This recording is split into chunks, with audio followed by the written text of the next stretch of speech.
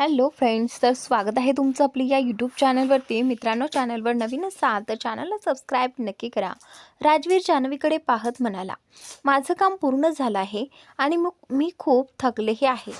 जान्हवी म्हणाली, त्यामुळे मी आता निघते. जान्हवी राजवीरला म्हणाली, अरे थांब ना जान, बरं ठीक आहे चल, आपण दोघे एकत्र जाऊया. असं म्हणत राजवीरने लॅपटॉप बंद केला. नाही, मी एकटीच जाईन, जान्हवी थोड्या ठाम स्वरात म्हणाली. असं कसं? मी सुद्धा येतोय आणि तुला हेड मसाजही देईन, तुझं डोकेदुखीही बरं होईल. राजवीर तिच्या जवळ जात म्हणाला, नाही, त्याची काही गरज नाही, मी स्वतः जाईन. जान्हवीने नकार दिला. अजूनही कालच्या गोष्टीसाठी नाराज आहेस का? राजवीर तिच्या अधिक जवळ येत म्हणाला. नाही, मी नाराज नाही, जान्हवी शांतपणे म्हणाली. मग अडचण काय आहे जान? तू अजून किती खोटं बोलणार आहेस माझ्याशी? बस, आता बस. अजून एक खोटं बोललीस तर मी स्वतःला सावरू शकणार नाही. मला फक्त सत्य ऐकायचं आहे. राजवीर थोड्या रागात म्हणाला. असं काहीच नाही. जान्हवी त्याच्याकडे पाहत म्हणाली. आज सकाळी तू विक्रमसोबत आलेली नव्हतीस आणि सकाळपासून तू इतकं विचित्र का वागतेस? राजवीरने विचारलं. प्रश्न केला. माझ्याकडून खूप मोठी चूक झाली आहे. मला वाटलं होतं मी सगळं मॅनेज करू शकेन, पण आता मला जमत नाही. असं म्हणत जान्हवी रडू लागली आणि तिचा हात राजवीरच्या छातीवर ठेवला. काय झाले सांग मला, राजवीर काळजीने म्हणाला. आज माझा शेवटचा दिवस आहे, जान्हवी थरथरत्या आवाजात म्हणाली. का? काय? तू नोकरी सोडतेस का? असं अचानक कसं? राजवीर घाबरून म्हणाला. नाही, मी ही दुनिया सोडते. जान्हवी म्हणाली. काय? असं काहीही बोलू नकोस. राजवीर तिला रागात झिडकारत म्हणाला. हो, जान्हवी ठामपणे म्हणाली. काय झाले ते सांग. असं का बोलतेस? राजवीरने तिची कंबर धरत तिला स्वतःकडे ओढलं. मी सांगू? जान्हवीने विचारलं. हो, राजवीरने तिला पुन्हा विचारलं. तिच्याकडे प्रेमाने पाहत तो म्हटला. तुम्ही ओरडणार नाही ना? जान्हवीनं भीत भीत विचारलं. तुझ्या कामावर ओरडायला कारण असतं, पण आता सांग, मी ओरडणार नाही, राजवीर म्हणाला. पक्क? जान्हवीने खात्री करून घेतली. पक्क, राजवीर म्हणाला. पहिले प्रॉमिस करा, जान्हवी म्हणाली. प्रॉमिस, मी ओरडणार नाही, राजवीर म्हणाला. ठीक आहे, मग सांगते, जान्हवी म्हणाली. राजवीर म्हणाला. मी मी तुमच्या सावत्राईला भेटले होते, जान्हवी हळू आवाजात म्हणाली. आणि का? राजवीरने विचारलं. त्या दिवशी पार्कमध्ये जेव्हा मी तुमची वाट पाहत होते तेव्हा त्या माझ्याकडे आल्या होत्या, जान्हवी म्हणाली. का? का आल्या होत्या? राजवीरचा आवाज गंभीर झाला. म्हणून की मी तुम्हाला कॉफीत विष घालून देईन, जान्हवी म्हणाली. मग तू काय ठरवलंस? मला कधी मारणार होतीस? राजवीर थंडपणे म्हणाला. राज, तुम्ही काय बोलताय? जान्हवी हादरून म्हणाली. काहीतरी उत्तर दिलंच असशील ना? राजवीरने विचारलं. हो, मी त्यांना होकार दिला होता. त्यांनी मला विषाच्या गोळ्या आणि पैसेही दिले होते, जान्हवी रडत म्हणाली. तू होकार दिलास? राजवीरने पुन्हा विचारलं. हो, जान्हवी मान खाली घालून म्हणाली. मग हे सगळं मला का सांगतेस? संधी मिळाली नाही का अजून मला मारायची? राजवीर टोचून म्हणाला. नाही, तुम्ही काय बोलताय? जान्हवी व्यथित झाली. सांगून मारायचं ठरवलंय? राजवीर म्हणाला. नाही राज, मी तुम्हाला मारायचा विचारही कसा करू शकते? जान्हवीने अश्रूंनी भरलेल्या डोळ्यांनी म्हटलं. मला काही हरकत नाही, मी तुझ्या हातून मरायलाही तयार आहे. सांग, कधी मारणार आहेस? राजवीर कटू हसत म्हणाला. राज, असं बोलू नका प्लीज, जान्हवीनं त्याच्या छातीवर हलकंसं मारत म्हणाली. तरीही तू माझी किंमत फारच कमी लावलीस. मी इतका स्वस्त नाही, राजवीर म्हणाला. हे ऐकताच जान्हवीने डोळे मोठे केले. तुम्हाला कसं माहिती की त्यांनी तुमच्या जीवाची किती किंमत लावली होती? जान्हवीनं विचारलं. कारण जेव्हा तू माझ्या जीवाचा सौदा करत होतीस तेव्हा मी तिथेच होतो, तुझ्या मागच्या बाकावर बसलेलो, राजवीर शांतपणे म्हणाला. काय? तुम्हाला आधीपासून सगळं माहिती होतं? जान्हवी हादरून म्हणाली. हो, माहीत होतं, राजवीर म्हणाला. मग तुम्ही मला आधी का सांगितलं नाही? जान्हवीने रडत विचारलं. मला विश्वासच बसत नव्हता की तू माझ्याशी असं करू शकतेस, राजवीर म्हणाला. मी तुम्हाला मारायचा विचार कसा काय करू शकते? जान्हवी पुन्हा म्हणाली. तेच तर मला समजत नाही. तू असं का केलंस? राजवीरने विचारलं. त्यांनी सांगितलं होतं, मी होकार दिला नाही तर ते कुणा दुसऱ्याशी बोलतील आणि त्यांनी कुणा दुसऱ्याशी बोललं असतं तर तुमच्या जीवाला धोका होता. म्हणून मला वाटलं, जान्हवी म्हणाली. तू फारच जास्त विचार करतेस. राजवीर थोडं सौम्य होत म्हणाला. त्यावेळी मला जे योग्य वाटलं तेच मी केलं. जान्हवी राजवीरला म्हणाली. आणि नंतर काय होईल याचा विचारही केला नाहीस. जर मी मेलो नसतो तर पुढे काय झालं असतं? राजवीरने गंभीर आवाजात विचारलं. नाही, मी इतका विचारच केला नाही. मी घाबरले होते. मला वाटलं जर त्यांनी हे काम कोणा दुसऱ्यालाच दिलं तर. जान्हवी बोलता बोलता थांबली. ठीक आहे, हा विषय सोड, राजवीर म्हणाला. तुम्हाला सगळं आधीच माहिती होतं, मग तुम्ही मला सांगितलं का नाही? जान्हवीनं प्रश्न केला. मी तुला कित्येकदा विचारलं होतं की तुला काही सांगायचं आहे का? पण तूच काही बोलली नाहीस, राजवीर शांतपणे म्हणाला. म्हणूनच तुम्ही कालपासून माझ्यावर नाराज आहात, जान्हवीनं विचारलं. नाराज नव्हतो, फक्त. पण तू सकाळपासून माझ्यावर का चिडचिड करतेस? राजवीर उलट विचारतो. कारण त्यांनी मला सांगितलं होतं की ते माझ्यावर लक्ष ठेवतील. म्हणून मी स्वतःहून तुमच्यापासून दूर राहायचा प्रयत्न करत होते, जान्हवी म्हणाली. तू मला मारणार नव्हतीस ना? राजवीरनं थेट विचारलं. असं कसं बोलता तुम्ही? असं कसं विचार करू शकता? जान्हवीला धक्का बसला. मग तू त्यांना होकार का दिलास? सरळ नकार द्यायला हवा होता ना? राजवीर म्हणाला. मी नकार दिला असता तर हे काम कोणाला तरी दुसऱ्यालाच दिलं असतं. ऑफिसमध्ये कोणीतरी आहे जो त्यांच्यासाठी काम करतोय, जान्हवी म्हणाली. तुला हे कसं कळलं? राजवीरने विचारलं. त्यांनी कुणाला तरी फोन करून विचारलं होतं की मी तुम्हाला कॉफी दिली का नाही, जान्हवीनं सांगितलं. मग तू कोणत्या विचाराने त्यांना होकार दिलास? राजवीरने विचारलं. फक्त एवढंच वाटलं की त्यांनी हे काम कोणा दुसऱ्याला देऊ नये. ओ प्लीज जान्हवी, जेव्हा तू मला मारणार नव्हतीस तेव्हा मला हे सगळं सांगणंही तुला गरजेचं वाटलं नाही, राजवीर थोडा चिडून म्हणाला. तेव्हा सांगितलं नाही कारण तुमचा मूड खराब झाला असता आणि नंतर मला ते आठवणीतच राहिलं नाही. ते घरी आले तेव्हा पुन्हा सगळं. आता तुम्ही माझ्यावर का रागवता आहात? तुम्हाला तर आधीच सगळं माहिती होतं, जान्हवी म्हणाली. तुला कल्पना आहे का? तू स्वतःचा जीव धोक्यात घातलास, राजवीर गंभीरपणे म्हणाला. हो, माहीत आहे. ती बाई खूपच धोकादायक आहे. मी जितकं समजले होते त्याहून कितीतरी जास्त. तिच्याकडे रिव्हॉल्वरही आहे, जान्हवी घाबरून म्हणाली. मग तुला काय वाटलं होतं? इथे काही विनोद चालू आहे का? राजवीरने विचारलं. मला काय माहिती होतं? त्यावेळी जे समजलं तेच केलं, जान्हवी हळू आवाजात म्हणाली. आता स्वतःचा मेंदू चालवायचा नाही. मी जसं सांगतो तसंच करायचं, राजवीर ठामपणे म्हणतो. हो, जान्हवी मान डोलावते. राजवीर तिला सविस्तर सगळं समजावतो. समजलं ना? तो विचारतो. हो. बस तसंच कर. हो. आणि त्यानंतर पत्ता लाव. राजवीरच्या ऑफिसमध्ये नेमकं काय चाललं आहे? त्या मुलीनं आपलं काम केलं का नाही? माया रवीला आदेश देते.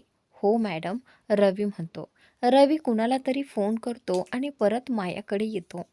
नाही मॅडम, अजून काहीच झालेलं नाहीये. का? का नाही झालं? माया रागाने ओरडते. राजवीरने सकाळपासून काहीच घेतलेलं नाही. माहीत नाही ती मुलगी खरंच कामाची आहे की नाही असं म्हणत माया टेबलवर ठेवलेला ग्लास फोडते. जान्हवी घरी निघून गेलेली असते. आता ती पूर्वीसारखी घाबरलेली नव्हती. राजवीरने तिला सगळं नीट समजावलं होतं. ती आता आत्मविश्वासात दिसत होती. जान्हवीच्या घराची बेल वाजते, ज्याची ती वाट पाहत होती. तो क्षण येतो. ती पूर्ण आत्मविश्वासाने दरवाजा उघडते. माया थेट आत येत म्हणते, मी तुला सांगितलं होतं ना की काम झालंच पाहिजे, मग अजूनपर्यंत का नाही झालं? बसा, जान्हवी शांतपणे म्हणते. ती बाजूला ठेवलेल्या बॅगमधून मायाकडून घेतलेले पैसे आणि गोळ्या काढून तिच्या समोर ठेवते. हे घ्या. हे काय आहे? माया आश्चर्याने विचारते. मी तुमचं काम करू शकत नाही, जान्हवी ठामपणे म्हणते. का? माया विचारते. मला वाटलं होतं हे सोपं असेल, पण तसं नाही. त्या गोळ्या राजवीरच्या कॉफीत मिसळणं इतकंही सोपं नाही, जान्हवी स्पष्टपणे सांगते. त्यात एवढं अवघड काय आहे? माया चिडून विचारते. सगळीकडे CCTV आहेत. मी तिथेच पकडली जाईन आणि कॉफी बनवताना इतके लोक असतात सतत डोक्यावर, जान्हवी म्हणते. ते सगळं मला माहीत नाही, माया थंड आवाजात म्हणते. एक तर तू राजवीरला मार, नाही तर स्वतःचा जीव गमाव. आता तुझ्याकडे नकार देण्याचा पर्यायच नाही. असं म्हणत माया खिशातून रिव्हॉल्वर काढून जान्हवीकडे रोखते. माझं ऐका, यात काहीच फायदा नाही, जान्हवी समजावण्याचा प्रयत्न करते. फायदा तोटा मला शिकू नकोस, माया तिला झिडकारते. राजवीर मेला तरी मला काय फायदा? हे पैसे घेऊन मी जेलमध्ये जाणार, जान्हवी म्हणते. तू काय करशील किंवा नाही ते मला माहीत असण्याची गरज नाही, माया थंडपणे म्हणते. आपण दोघीही सरळ आत जाणार आहोत. तुम्ही का समजून घेत नाहीत? यात कुणाचाच फायदा नाही, जान्हवी शेवटचा प्रयत्न करत म्हणते. माया डेव्हिलसारखं हसत म्हणाली. तू गेलीस तर थेट जेलमध्ये जाशील, पण जेलमध्ये जाणं हे जीव गमावण्यापेक्षा चांगला पर्याय आहे. बाकी तूच ठरव, जान्हवी शांतपणे उत्तर देते. तुम्हाला जेलमध्ये जायचं असेल तर सरळ जा, मला मध्ये का ओढताय? मॅडम नाही, तूच जाशील, समजलं? रवी रागाने जान्हवीला म्हणतो. माया रिव्हॉल्वर जान्हवीकडे रोखत म्हणाली. तोच प्रश्न आहे, तुला काय हवंय? मरायचंय की जेलमध्ये चक्की दळायची? जान्हवी ठामपणे म्हणते. म्हणजे तुम्हाला जेलमध्ये जायचं आहे. दोन्ही पर्यायात नुकसान तुमचंच आहे. तुझी बडबड बंद कर, माया चिडून म्हणते. गोळी मारण्याआधी नीट विचार करा. संपूर्ण सोसायटीत सर्वत्र CCTV कॅमेरे आहेत. तुम्ही कधी आलात, कधी गेलात, गाडीचा नंबर सगळं रेकॉर्ड झालं असेल. मला मारूनही तुम्हाला काहीच फायदा नाही. जेलमध्ये जाणं टळणार नाही, जान्हवी स्पष्ट शब्दात म्हणते. तू जरा जास्त शहाणी बनतेस. मी तुला सांगितलं होतं ना, किती पैसे हवेत तुला? 5 लाख ॲडव्हान्स देते, माया लालच दाखवते. जान्हवी मान हलवत म्हणते. सॉरी, पैशांसाठी मी आयुष्यभर जेलमध्ये राहू शकत नाही. आणि राजवीर मेला तर सगळ्यात आधी पोलीस मला पकडतील. मग माझ्याकडे कोण येत होतं, कोण नाही हे सगळं तपासलं जाईल आणि शेवटी तुमच्यापर्यंत पोहोचतील. गप्प बस, माया म्हणाली. माया तिच्यावर ओरडते. तुम्ही इथे आला नसता तर कदाचित, जान्हवी म्हणते. तुला एक छोटंसं कामही जमत नाही, माया तिरस्कराने म्हणते. नाही, जान्हवी म्हणाली. जान्हवी ठामपणे उत्तर देते. यात तुझाही फायदा आहे, माया पुन्हा प्रयत्न करते. मला यात काहीच फायदा दिसत नाही. तुम्ही दुसऱ्या कोणाला तरी शोधा. आजच राजवीरने किती लोकांना कामावरून काढायचं ठरवलं आहे. तुमच्यामुळे मला माझी नोकरी गमवायची नाही, जान्हवी स्पष्टपणे म्हणते. तुला मी पाहून घे, माया धमकी देते. हो नक्कीच पहा, केव्हा हवं तेव्हा. आता काय ठरवलंय? मला मारणार की? जान्हवी शांत आवाजात विचारते. आपली जी काही चर्चा झाली आहे ती आपल्या दोघातच राहिली पाहिजे, माया म्हणते. मी तुम्हाला ओळखतही नाही. तुम्ही कोण आहात हे मला माहीत नाही. मग मी कोणाला काय सांगणार? जान्हवी उत्तर देते. माया आणि रवी तिथून निघून जातात. कारमध्ये बसल्यावर माया म्हणते, आपण तिच्या घरी जाऊन फार मोठी चूक केली. हो मॅडम, रवी म्हणाला. रवी मान डोलावतो.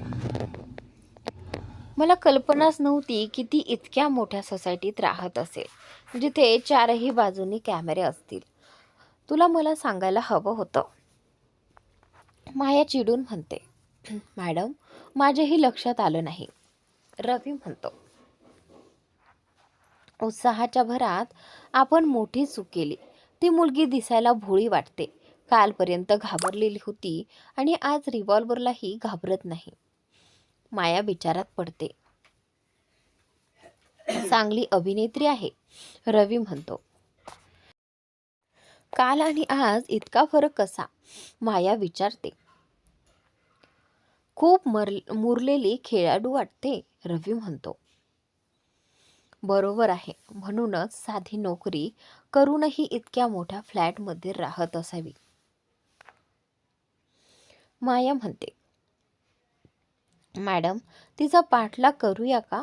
रवी विचारतो. नाही, त्याची गरज नाही. ती काहीही करणार नाही. तिच्यावर वेळ आणि पैसे वाया घालवायची गरज नाही, माया ठामपणे म्हणते. ठीक आहे मॅडम, रवी उत्तर देतो. दिल्लीची फ्लाईट बुक कर, आपण परत जाऊ, माया आदेश देते. जी मॅडम, रवी म्हणतो. काहीतरी वेगळाच विचार करायला लागेल, माया मनात म्हणते. राजवीर जान्हवीच्या घरी येतो. जान्हवी त्याला घट्ट मिठी मारते. मला समजत नाही, तुम्ही मला शेवटी सगळं का सांगता? जान्हवी नाराजीने म्हणते. मला वाटत होतं तुम्हाला. राजवीर बोलायला लागतो. असं काही नाही. जान्हवी त्याच्याकडे प्रेमाने पाहत म्हणते, तुम्ही मला. राजवीर बोलत असतानाच जान्हवी मध्येच थांबते. सोडा ना राज, मला तुमची खूप चिंता वाटते. मी पूर्णपणे ठीक आहे, राजवीर तिला समजावतो. जर त्यांनी कुणा दुसऱ्याला, जान्हवी काळजीने म्हणते. ते असं काही करणार नाहीत, काळजी करू नका, राजवीर आश्वासन देतो. तुम्ही त्यांच्यावर काही कडक कारवाई का करत नाहीत? तुमच्या ऑफिसमध्येही त्यांचे माणसं आहेत, जान्हवी म्हणते. मी चौकशी केली आहे, फक्त एकच आहे, राजवीर सांगतो. एकच पुरेसा असतो, जान्हवी म्हणते. तो फक्त माहिती देण्यासाठी ठेवलेला आहे, बाकी काही नाही, राजवीर स्पष्ट करतो. मग माहिती असताना त्याला काढून टाका ना, जान्हवी म्हणते. आत्ता नाही, तसं केलं तर थेट संशय तुमच्यावर जाईल, राजवीर गंभीरपणे म्हणतो. असं असेल तर तुमच्या जीवाला धोका आहे, जान्हवी घाबरून म्हणते. असं काही होणार नाही, माझी सिक्युरिटी त्याच्यावर लक्ष ठेवून आहे, राजवीर शांतपणे म्हणतो. मिळत आहे, सगळे कुठे जात आहेत, थोडा वेळ थांब, कुठल्या ना कुठल्या बहाण्याने निघून जाऊ, राजवीर जान्हवीला म्हणाला. हो ठीक आहे, जान्हवी उत्तर देते. जान्हवी राजवीरच्या छातीवर डोके टेकवते. तुम्हाला माहिती आहे का, मी किती घाबरले होते, जान्हवी म्हणाली. मी तुमच्यासोबत असताना तुम्हाला कसली भीती वाटते, राजवीर तिला धीर देत म्हणाला.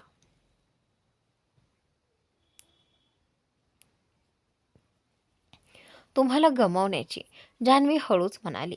मी कुठेही जाणार नाही, नेहमी तुमच्या सोबतच आहे, राजवीर म्हणाला. खरंच, जान्हवीने विचारलं. हो, आपल्याला कुणीही वेगळं करू शकत नाही, राजवीर ठामपणे म्हणाला. दुसऱ्या दिवशी जान्हवी तयार होत होती. तिने सलवार सूट घातला होता आणि आरशासमोर उभी राहून झुमके घालत होती. आज काय खास आहे? राजवी तिला एकटक पाहत विचारतो. काहीच नाही, जान्हवी उत्तर देते. मग तुम्ही इतक्या सुंदर का दिसताय? राजवीर हसत म्हणाला. मी सुंदर आहे, जान्हवी मिश्किलपणे म्हणाली. आपण कुठे जाणार आहोत का? राजवीर विचारतो. हो, जान्हवी म्हणाली. ऑफिसची सुट्टी घेतली आहे का? बॉसला कळवलं आहे का? राजवीर विचारतो. नाही, सुट्टी घेतली नाही, जान्हवी म्हणते. मग तुम्ही म्हणालात ना की आपण कुठे जाणार आहोत? राजवीर गोंधळात म्हणाला. ऑफिसला जाण्याआधी परत येऊ, जान्हवी शांतपणे म्हणाली. तरी हे कुठे जातोय ते तरी सांगा, राजवीर म्हणाला. चुपचाप चला, जान्हवी हसत म्हणाली. जान्हवीने गाडी मंदिराबाहेर थांबवली. इथे कशाला आलो? राजवीर विचारतो. चला ना, जान्हवी म्हणाली. मी आत येणार नाही, राजवीर म्हणाला. मी विचारलेलं नाही, सांगितलं आहे. चला, जान्हवी ठामपणे म्हणाली. ही कसली जबरदस्ती आहे? राजवीर कुरकुरला.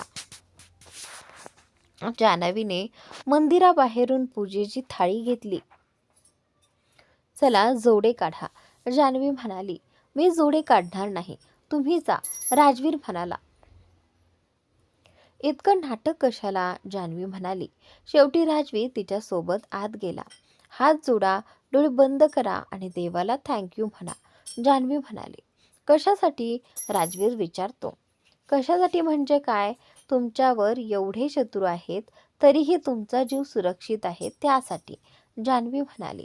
मी म्हणणार नाही, राजवीर हट्टी मुलासारखा म्हणाला. जान्हवी म्हणाली. देवच शत्रू देत नसेल तर जीव वाचवण्याची गरजच पडणार नाही. राजवीर म्हणाला. तुमच्या आयुष्यात चांगल्या गोष्टीही आहेत ना, त्यासाठी थँक्यू म्हणा, जान्हवी समजावत म्हणाली. माझ्या आयुष्यात तुम्हीच आहात, राजवीर म्हणाला.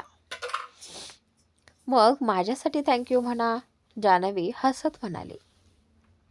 हो, राजवीर म्हणाला. मंदिरात माथा टेकल्यानंतर दोघेही ऑफिसला गेले. राजवीर खूपच नास्तिक होता. त्याला आठवतही नव्हतं की तो शेवटचं मंदिरात कधी गेला होता की नाही. लहानपणापासूनच त्याचा देवावर विश्वास नव्हता, पण जान्हवीचा देवावर अढळ विश्वास होता.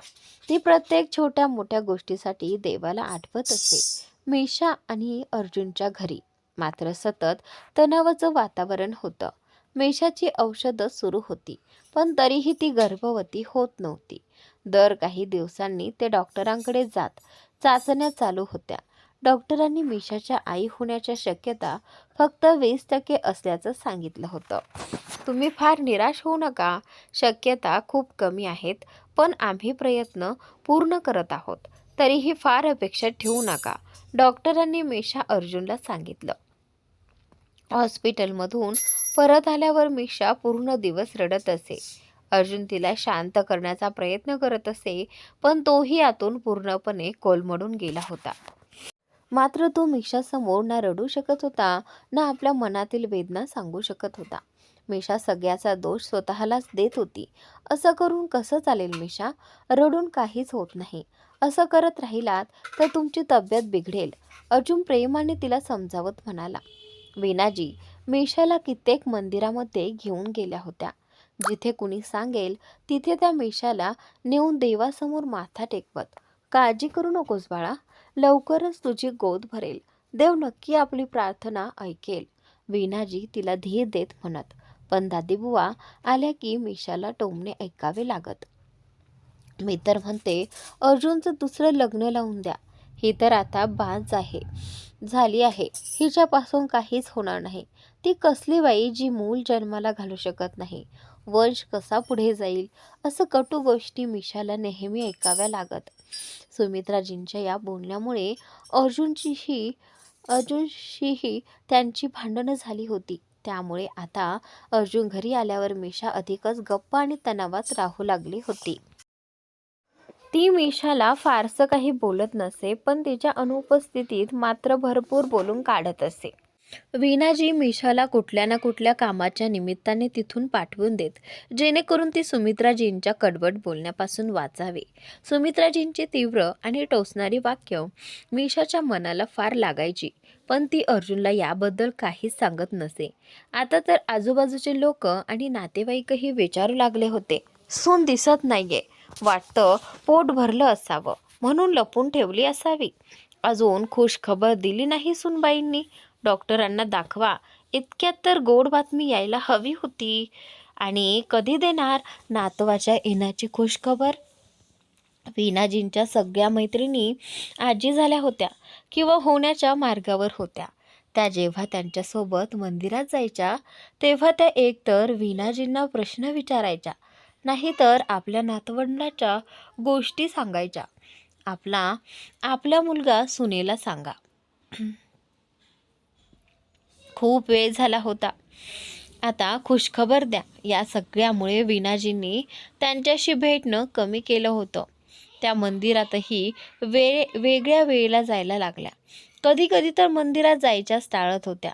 वीणा, माझं ऐक, अर्जुनचं दुसरं लग्न लावून दे आणि मीशाला तिच्या माहेरी पाठवून दे, सुमित्राजी वीणाजींना म्हणाल्या. बुवाजी, आपण काय बोलताय? वीणाजी चकित होऊन म्हणाल्या. बरोबर बोलते मी. तुझा एकुलता एक मुलगा आहे. तुझा वंश इथेच थांबणार का? तुला आजी व्हायचं नाही का? सुमित्राजी म्हणाल्या. बुवाजी, मी मीशासोबत असं कसं वागू शकते? वीणाजी म्हणाल्या. सून तर अर्जुनला पदराला बांधून ठेवते, तिच्या एखाद्या शब्दावर तो चिडतो. माझं ऐक, हिला माहेरी पाठव. थोडा वेळ दूर राहिला की आपोआप डोकं चालेल. जोपर्यंत ती सोबत आहे तो काही समजणार नाही. सुमित्राजी म्हणाल्या. बुवाजी, आपण अशा कसल्या गोष्टी करताय? मीशा अर्जुनची पत्नी आहे, वीणाजी ठामपणे म्हणाल्या. ही सगळी चर्चा मीशाने ऐकली होती. तिच्या डोळ्यात पाणी आलं आणि ती रडत रडत आपल्या खोलीत गेली. रात्री अर्जुन खोलीत आला तेव्हा मीशा त्याला म्हणाली.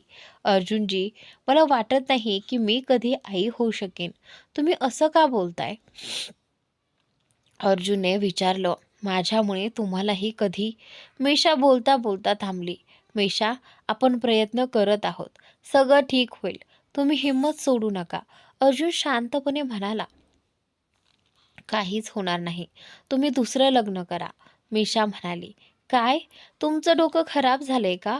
तुम्हाला अशा फालतू गोष्टी कोण शिकवतंय? अर्जुन रागात म्हणाला. कोणी नाही, मीशा हळूच म्हणाली. एक एक गोष्ट नीट समजून घ्या. मी आयुष्यभर बाबा झालो नाही तरी चालेल, पण मी दुसऱ्या लग्नाचा विचारही करणार नाही. मी फक्त तुमच्यावर प्रेम करतो. तुमच्याशिवाय कोणाचाही योग होऊ शकत नाही. अर्जुन ठामपणे म्हणाला. घरचं वातावरण. मीशा काही बोलणार तेवढ्यात. तुम्हीही नीट समजून घ्या आणि पुन्हा कधी अशा फालतू गोष्टी बोलू नका. अर्जुनने तिला थांबवलं. सकाळी अर्जुन थेट आईकडे गेला. आई, मीशाला उलटसुलट गोष्टी कोण सांगते? अर्जुनने विचारलं. काय झालं? वीणाजी म्हणाल्या. माझ्या दुसऱ्या लग्नाची कल्पना तिच्या डोक्यात कुणी टाकली. अर्जुन म्हणाला. बहुधा बुवाजी बोलत असतील. मीशाने ऐकलं असावं. वीणाजी म्हणाल्या. मला वाटलंच होतं. आता या घरात पुन्हा अशी एकही गोष्ट झाली तर मी आणि मीशा वेगळे राहायला निघून जाऊ. अर्जुन ठामपणे म्हणाला. असं काही होणार नाही. वीणाजी घाबरून म्हणाल्या. बुवाजी मीशाला फार वाईट वाईट बोलतात. मला ते अजिबात आवडत नाही. ती आधीच खूप त्रस्त आहे. वीणाजी विनोदजींना म्हणाल्या. आपण काय करू शकतो? विनोदजी म्हणाले. त्यांच्या मुलाला फोन करा, त्यांना इथून घेऊन जायला सांगा. वीणाजी म्हणाल्या. आपण काय बोलताय? विनोदजी चकित झाले. मला त्यांचं बोलणं सहन होत नाही. वीणाजी म्हणाल्या. वीणा, सगळ्यांचं तोंड बंद करता येत नाही. अर्जुनच्या लग्नाला वर्ष होत आलं, पण अजून. विनोदजी म्हणाले. त्यात कुणाची चूक आहे? वीणाजी म्हणाल्या. बुवाजींचं बोलणं कडू आहे, पण सत्यही आहे. आज त्या बोलतात, उद्या सगळेच बोलतील, मग काय करणार? विनोदजी म्हणाले. आजी आजोबा बनण्याच्या नादात मी माझा मुलगा गमावू इच्छित नाही. वीणाजी भाऊक होऊन म्हणाल्या. असं काही होणार नाही, झोपा आता, विनोदजी म्हणाले. दरम्यान इकडे जान्हवी सध्या राजवीरबाबत खूपच घाबरलेली होती. ते कुठेही बाहेर जात नव्हते.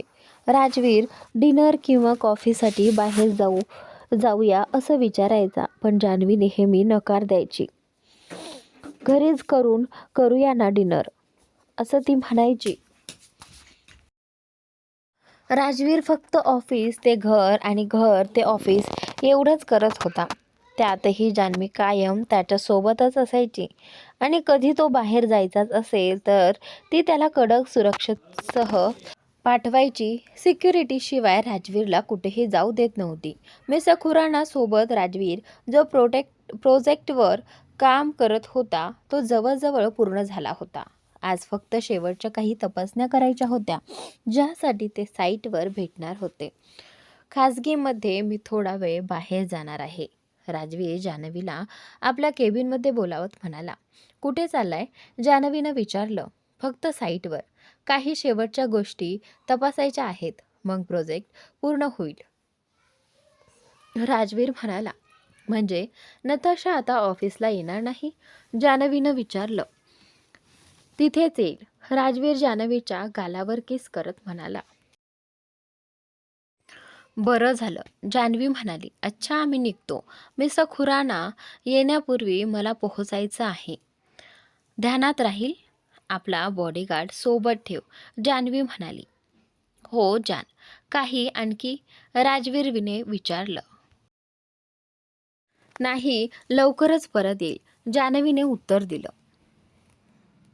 हो, राजवीर म्हणाला. सर्व करून पाहिलं, पण काहीही होत नाही. तो राजवीर नेहमी वाचतो. मी इतके पैसे त्यावर खर्च केलेत, माया रवीकडे म्हणाली.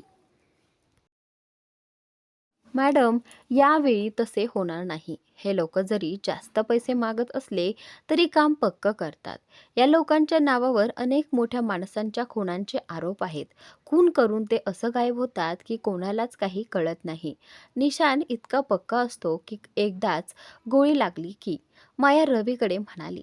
त्याला इतक्या गोळ्या मारायच्या की तो लगेच मरण पावेल. हो मॅडम, रवी म्हणाला. तुम्हाला पूर्ण खात्री आहे ना की काम होईल? मायाने विचारलं. हो मॅडम, यावेळी आपण निश्चिंत राहा. राजवीरचे दिवस आता मोजलेले आहेत, रवी म्हणाला. मी घर गहाण ठेवलं आहे 1 कोटीसाठी. काम झालं नाही तर मी रस्त्यावर येईन. फक्त म्हणून मी इतका मोठा रिस्क घेतला आहे, माया रवीकडे म्हणाली. मॅडम, चिंता करू नका. आपण राजवीरच्या संपल्यावर होणाऱ्या तयारींवर लक्ष द्या, रवी आत्मविश्वासाने म्हणाला. ठीक आहे, यावेळी फक्त चांगल्या बातम्या घेऊन या, माया म्हणाली. हो मॅडम, रवी म्हणाला. घ्या 1 कोटी, माया पैशांची बॅग देत म्हणाली. काम झाल्यावर लगेच हा 1 कोटी द्यायचा आहे, रवी म्हणाला. त्याची काळजी करू नकोस, राजवीर मरणारच की कंपनी, बँक अकाउंट्स आणि प्रॉपर्टीज सगळं माझ्या ताब्यात येईल. मग 1 कोटी काहीच नाही, माया म्हणाली. पण मॅडम, त्यात बरेच पेपरवर्क लागेल, वेळही लागेल, पैसे तात्काळ द्यावे लागतील, रवी म्हणाला. मी सगळे पेपर्स आधीच तयार करून ठेवले आहेत, पण फक्त राजवीरच्या मृत्यूची बातमी मिळाल्यावर बाकी बाजारातून कर्ज घेऊ, मग कोणालाही देणं सोपं होईल. नाहीतर राजवीरच्या एका घड्याळाची किंमत इतकी असेल. चिंता करू नकोस, त्याच्याकडे खूप पैसे आहेत, माया म्हणाली. हो मॅडम, लगेच होईल, रवी म्हणाला. बरोबर आहे, इतका वेळा त्याची वाट पाहत होतो, माया म्हणाली. चिंता करू नका, आता आणखी वाट पाहावी लागणार नाही, रवी म्हणाला. रवी पैसे भरलेली बॅग घेऊन निघून गेला. फक्त यावेळी काम पूर्ण हो, माया स्वतःशीच बोलली. राजवीर जो प्रोजेक्ट मिस्टर खुरानासोबत करत होता तो पूर्ण झाला होता. आज तो शेवटच्या तपासणीसाठी आला होता. मिस्टर खुरानाला दाखवण्यापूर्वी त्याने स्वतः मुआयना केले. पण नताशा आणि लकीही येणार होते. राजवीर जान्हवीला घेऊन गेला नव्हता. त्याला नको होतं की लकी जान्हवीला भेटेल आणि जान्हवीला त्याने नताशा येत असल्याचं सांगितलंही नव्हतं. जर तिला कळलं असतं तर तीही जाण्याची जिद्द करत असती. राजवीरसोबत ऑफिसचे काही लोक होते. राजवीर साईटवर पोहोचला. त्याने संपूर्ण बिल्डिंग तपासली. अजून नताशा आणि लकी आलेले नव्हते. तो बिल्डिंगच्या टॉपवर होता. अचानक एका गोळीनं त्याच्या डोक्यात लागलं. राजवीर घसरायला लागला. त्याचे बॉडीगार्ड्स त्याला चारही बाजूंनी झाकून घेतलं. गोळ्या अजून थांबल्या नव्हत्या. बॉडीगार्ड्स गोळ्या मारत प्रतिसाद देत होते. काही बॉडीगार्ड्सना देखील गोळी लागली होती. राजवीर त्वरित रुग्णालयात नेला गेला. ज्यांना ऑफिसमध्ये राजवीरसोबत आले होते ते पुन्हा ऑफिसकडे गेले. जान्हवी राजवीरच्या परत येण्याची प्रतीक्षा करत होती. राजवीर सोबत आले आणि ऑफिसमध्येच लगेच हलचल सुरू झाली. पण जान्हवीचं लक्ष तिथे नव्हतं. ती फक्त राजवीरच्या येण्याची वाट पाहत होती. इतका वेळ झाला, राज अजून आला नाही. बोलून तर गेला होता काही वेळात येईल, पण त्याशिवाय माझं मन बसत नाही, जान्हवी स्वतःशीच बोलत होती. जान्हवी खूप बेचैन झाली होती. तत्काळ विक्रम तिच्या जवळ आला आणि म्हणाला, तुला माहिती आहे का, सरवर कुणीतरी गोळी चालवली. काय? जान्हवी एका झटक्यात खुर्चीतून उभी राहिली. हो म्हणतायत. सरला वाचणं अवघड आहे. गोळी सरच्या डोक्यातून लगेच लागली. विक्रम जान्हवीला सांगत होता. हे काय बोलताय तुम्ही? जान्हवी विक्रमकडे म्हणाली. गोळी लागल्यावर सरची श्वासोच्छवास थांबायला लागली. हॉस्पिटलपर्यंत कळलेच नाही. विक्रम अजून बोलत असतानाच जान्हवी रागाने मध्येच म्हणाली, चूप करा, तुम्ही काहीही वाकडे बोलत आहात. जान्हवी लगेचच तिथून धावत गेली. तिला काय झालंय, असं का गेली, मला काहीच समजत नाही, विक्रम स्वतःशीच बोलत होता. जान्हवी तातडीने हॉस्पिटलला पोहोचली. ती खूप घाबरलेली होती. राजवीरचे बॉडीगार्ड्स हॉस्पिटलच्या गेटवर उभे होते. राज कुठे आहे? जान्हवी त्यांच्याकडे पाहून विचारते. ऑपरेशन थिएटरमध्ये आहेत, बॉडीगार्डने सांगितलं आणि जान्हवीला आत नेताना कुणीही थांबवलं नाही. ऑपरेशन थिएटरच्या बाहेर उभ्या बॉडीगार्ड्सकडे जान्हवीनं विचारलं, राज आता कसे आहेत? अजून डॉक्टर बाहेर आले नाहीत, तोपर्यंत काही सांगता येणार नाही, बॉडीगार्ड म्हणाला. जान्हवी सतत रडत होती. हात जोडून ती देवाकडे प्रार्थना करत होती. बॉडीगार्डने तिला पाणी दिलं, पण जान्हवीनं पाणी पिण्याचं नाकारलं. रात्र झाली होती तरी डॉक्टर बाहेर आले नव्हते. काही लहान डॉक्टर काही वेळेस बाहेर आले, पण काहीही सांगायला तयार नव्हते. आत 8 ते 10 डॉक्टरांची टीम होती. सर्व न्यूज चॅनल्सवर राजवीरच चर्चेचा विषय होता. काही चॅनल्स तर इतकं बोलत होते की गोळी लागल्यावरच राजवीर दम तोडला. आता राजवीर या जगात नाहीत. त्यांना श्रद्धांजली द्यायला सुरुवात झाली होती आणि काही व्यापारी ज्यांना राजवीरच्या मृत्यूमुळे फायदा होणार होता किंवा ते जे त्यांच्याशी जळत होते त्यांनी तर इंटरव्ह्यू देखील सुरू केले होते. ओबेरॉय इंडस्ट्रीजचे मालक राजवीर यांना गोळी लागली. गोळी लागताच त्यांनी तिथेच प्राण देव त्यांना शांती देव.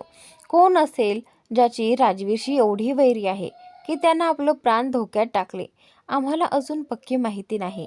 पण सूत्रांनी सांगितल्याप्रमाणे राजवीर सिंह ओबेरॉय या जगात नाहीत. त्यांची टीम किंवा कुटुंबासह अद्याप अधिकृत वक्तव्य आलेलं नाही, परंतु लवकरच त्यांचा अंतिम संस्कार स्मशानभूमीत होणार आहे. त्यांची यशस्वी कारकिर्दीच त्यांचे प्राण घेणारे कारण ठरली. वेगवेगळ्या न्यूज चॅनल्सवर वेगवेगळ्या बातम्या चालू होत्या. कुठेतरी पोलीस निरीक्षकाचे इंटरव्ह्यू झाले होते. राजवीरवर झाल्या हल्ल्यावर आपले मत काय आहे, मीडिया पोलीस निरीक्षकाला विचारत होती. अगदी संपूर्ण ठिकाण सील केलं आहे. कन्स्ट्रक्शन एरिया असल्यामुळे हल्लेखोरांसाठी हल्ला करणं सोपं होतं, परंतु आमचे प्रशासन त्याला पकडण्यासाठी पूर्ण प्रयत्न करत आहेत. आपल्याला काय वाटतं, हे कुणी केलं असेल? ज्या प्रकारे हल्ला झाला आहे तो अंडरवर्ल्ड किंवा मोठ्या गँगचे काम वाटते, पण ते राजवीरवर हल्ला का करतील? त्यांच्याशी काय वैरी होती? कोणीतरी त्यांना पैसे दिले असतील राजवीरला मारण्यासाठी. ते कधीच कळेल जेव्हा ते हल्लेखोराच्या ताब्यात येतील. अखेर डॉक्टर बाहेर येऊ लागले. त्यापैकी एक राजवीरचा वैयक्तिक डॉक्टर होता, जो जान्हवीला ओळखतो. रडू नकोस, डॉक्टर जान्हवीला रडताना पाहून म्हणाला. राज आता कसे आहेत? जान्हवीनं विचारलं. आता काही निश्चित सांगता येणार नाही. गोळी काढली गेली आहे. ते होशात येतील तेव्हा कळेल. त्यांना रूममध्ये हलवतो.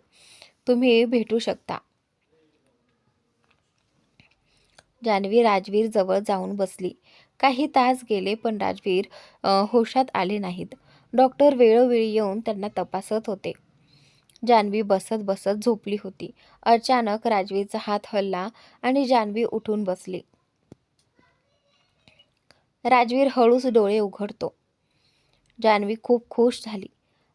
थँक गॉड, आपल्याला होश आला, ती राजवीरला मिठी मारून बोलली.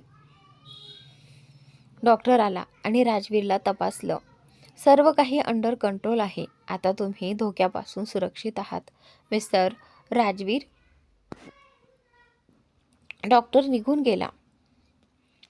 इतक्या वेळा कुणी झोपतं का? तुम्ही मला किती त्रास देतात, जान्हवीने राजवीरला मिठी मारून म्हणालं. तुम्ही कोण आहेत आणि इथे काय करत आहात? राजवीर जान्हवीकडे पाहत म्हणाला. हैराण नजरेने ती म्हणाली. आता मजाक करत आहात ना? हा काय वेळ आहे मजाक करण्याचा? जान्हवी राजवीरकडे पाहत बोलली. राजवीर थंड आवाजात म्हणाला. मी तुम्हाला ओळखत नाही. तुम्ही इथे काय करत आहात आणि तुम्हाला आत येऊ कोणी दिलं? मी इथे नाही तर कुठे असणार? तुम्ही असं का बोलताय? माझ्यावर राग आलाय का तुम्हाला? जान्हवी अस्वस्थ होत म्हणाली. मी आधीच सांगितलं आहे, मी तुम्हाला ओळखत नाही. कृपया इथून निघून जा, राजवीरने स्पष्ट शब्दात सांगितलं. हो हो, जातेच मी, असं म्हणत जान्हवी तिथून निघून गेली. राजवीर त्रस्त झालेला पाहून जान्हवी हॉस्पिटलच्या बाहेरच्या पार्कमध्ये जाऊन एका बाकावर बसली. राज असं का वागतोय? माझ्यावर राग आहे का? पण मी असं काय केलंय? असं स्वतःशीच पुटपुटत ती विचार करत होती. राजवीरचा असा कोरडेपणा तिला समजत नव्हता. तेवढ्यात राजवीरचा पर्सनल डॉक्टर त्याच्या तपासणीसाठी आत आला. आता कसं वाटतंय मिस्टर राजवीर? तब्येत ठीक आहे ना? डॉक्टरने विचारलं. पण राजवीर काही वेगळ्याच विचारात गुंग होता. त्याने काहीच उत्तर दिलं नाही. तुमची गर्लफ्रेंड दिसत नाहीये. बहुतेक थकली असेल. तुम्ही खूप नशीबवान आहात, मिस्टर राजवीर. तुमच्यासाठी ती संपूर्ण रात्र रडत होती. पाण्याचा एक थेंबही तिने घेतला नाही. डॉक्टर जान्हवीची प्रशंसा करत म्हणाला. माझी कोणतीही गर्लफ्रेंड नाही. राजवीरने रागाने डॉक्टरकडे पाहत उत्तर दिलं.